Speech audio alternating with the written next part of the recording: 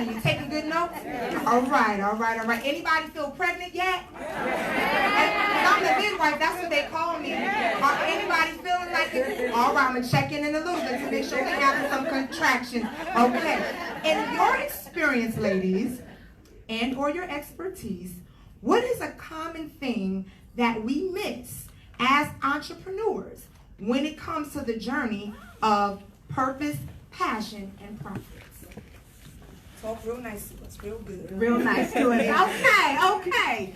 So what I do is I work with small and medium-sized companies, and the main thing that I see with a lot of my clients when I'm working with them is that the two things that they're lacking are systems and focus, right? So a lot of times we're going into the entire practice of running a business, and we're just kind of we're reinventing the wheel constantly, right? And we're just kind of getting up by our bootstraps to try to figure out how to do human resources, how to do accounting, bookkeeping, how to do customer relations, how to do fulfillment, how to do payment systems, how to do hiring, right? So making sure that you're going in and having a system is very, very important when you're starting your business. In fact, what our company does is that we actually build the 10 pillars and systems for them so that they don't constantly have to reinvent that wheel, so that they're using proven systems that are not going to have their business, closing down in 3 years, which is what happens to 80% of our businesses, right?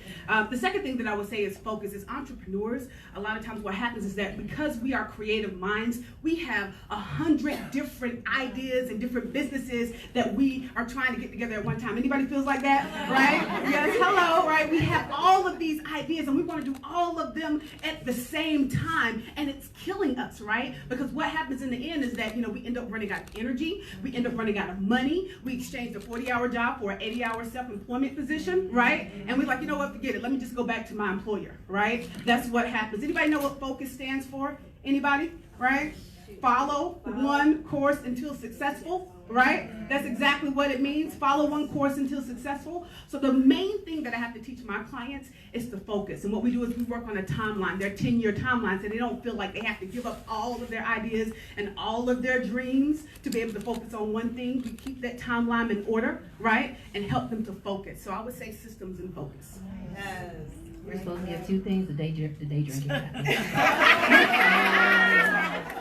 I know I got one. So the one I think that most businesses miss, working on a human resources aspect, I have to deep dive into people's businesses, is that they don't build a solid foundation. What I mean by that is, know what type of business model you need, know what types of systems that you may need. But always anticipate to grow your business. I opened my cleaning business.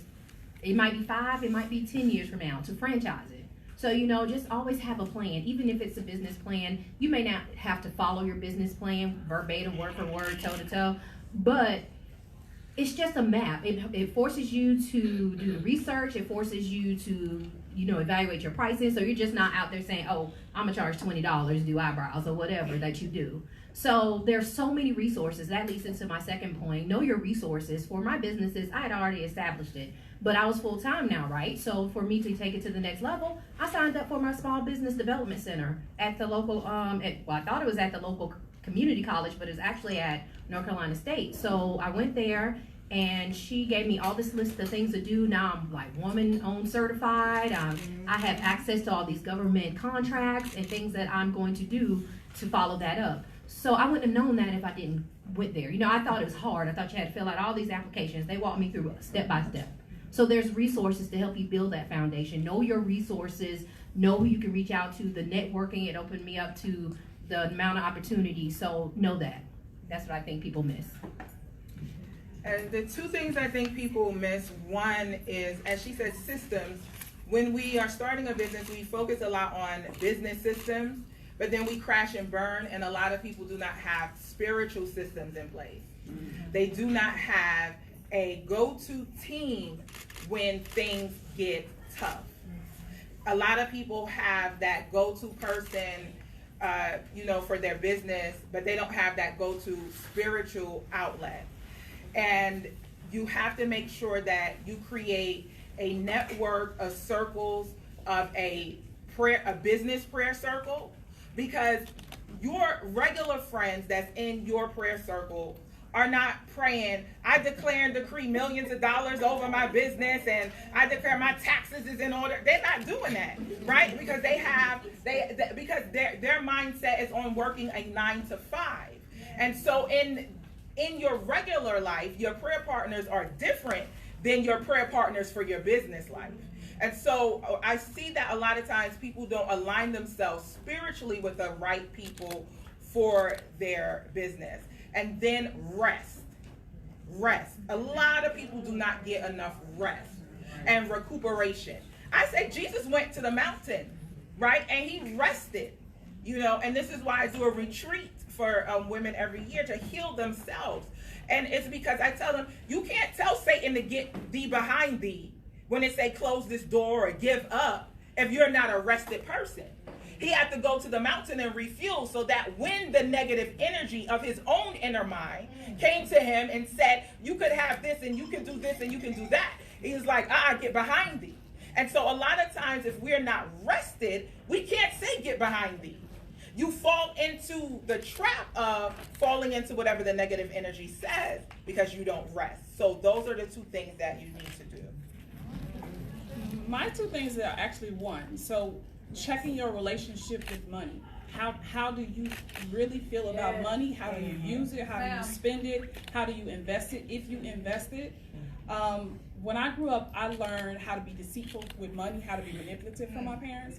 And I always use that example of, I was taught to lie about money. I don't have it. I ain't got it. I can't do it. But we speak that over our lives even today. We tell people, out of fear or obligation, we still use that same language, those same wording, that same mindset, and it's no longer relevant. So I really feel like the main thing is like examining your relationship with money and just creating a new dialogue around it. As she said earlier, speak millions into your life. Speak prosperity. Speak abundance. Be mindful of the words that you use, and speak more money positive words over your life and into your business. So I must say that we all have this big goal of getting 6 figures within a year's time, right? So how do you get to that? I found that a lot of my clients, they lack the ability to create the plan to get there, and they don't know what products are going to get them there. So you have to know what streams you're going to use to get where it is that you're trying to go, right? So is it going to be a digital product that you're going to use? What is it? And how much are we going to have to charge this digital product to be able to get to your numbers? So you have to know your numbers when you go into business, or you're probably going to run out of business, or you're not going to be in business very long. So that's very important that you have a money plan and you know your numbers in the beginning.